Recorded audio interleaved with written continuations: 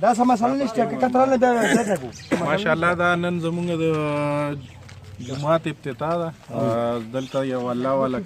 کسانو هغې چې کوم دی د جماعت لپاره 11 مرکز وقف کړو د الله په نوم د اهل اسلام په نوم باندې نو د هغې دپاره لار هم وقف شوه ماشاءالله یو بل الله والا هغه پکې لار هم وقف کړه دا موږ د هغې چې کوم دی نو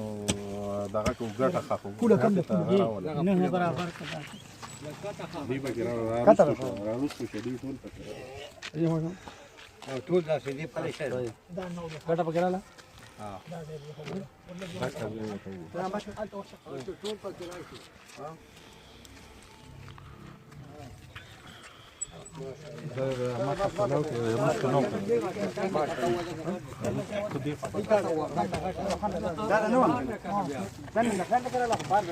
او یې به خیر ټرالي مرالي دي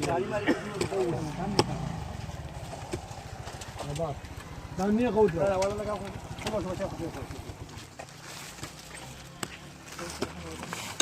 ماشاءالله ماشاءالله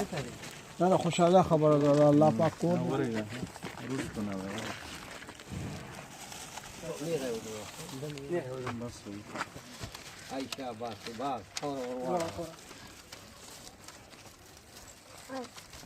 روستو شکرا ټول پکې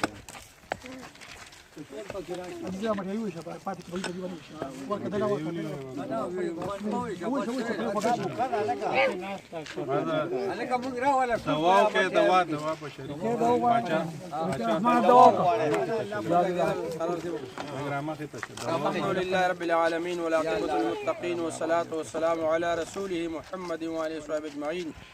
یا الله چې چا څومره قرباني وکړله د لارې مو کړله د جومات لپاره ځمکه مو کړله خدای دنیا آخرت کې له پوره بدلې ورکړي. ای الله زموږ په مابین کې د محلو والا ټول اتفاق اتحاد نصیب کړي. ای الله توفیق او طاقت مالی او جاني وقتي راکړي چې خدای د جومات په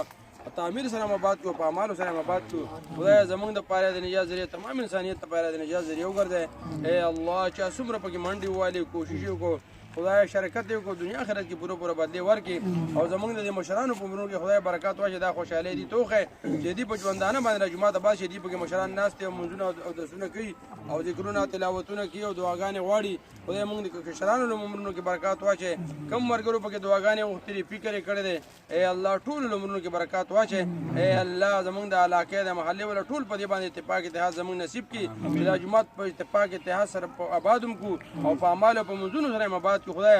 څوک دې مجمع کې زمونږ مرګري حاضر دي که نشته د دې محلې ټولو له خدای توفیق او طاقت سره زمونږ ورکړي امورونو کې برکات واچي. خدای زړونه هم یو بل ته چې کوم نه د حسد نه د بغض نه کینونه پاک کړي مابین کې مې اتفاق اتحاد نصیب کړي. ای الله زمونږ نه راضي خپل چا چې څومره ستا د رضا دپاره دومره قرباني د لارې د جومات د ځمکې وکړله وقف الاسلام یې ځمکه وقف کړله خدای دغه زمونږ د ټولو په مابین کې اتفاق نصیب کړي او اخلاص نصیب کړي چې څوک پکې څومره مدد کړي خدای ته به پوره بدلې ورکړي. او فوض امر الى الله ان الله بصير بالعباد.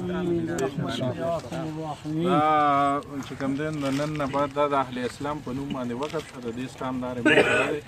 دا سټام دی موږ سره که څوک دی کې موږ سره مدد کول غواړي د دې جومات د تعمیر کې هر رنګه مدد کول غواړي د پیسو د سیمټو د سیخو د څه شي هر څه نو دا دې فوټوکاپي به ورته زه لیږم چې څوک هم غواړي چې کاته یې شي زه دا د اهل اسلام په نوم باندې وقف دی دا سټام به ورته زه تصویر لیږم چې هر څوک موږ سره دی کې امداد کول غواړي. دا ما سره پروت دی دا جومات هم زمونږ کور خوا کې دی زمونږ محله کې نو راتلیم شي څوک او کاته یې هم شي لیدې هم شي ان شاء الله ان شاء الله ټول به اتفاق سره ان شاء الله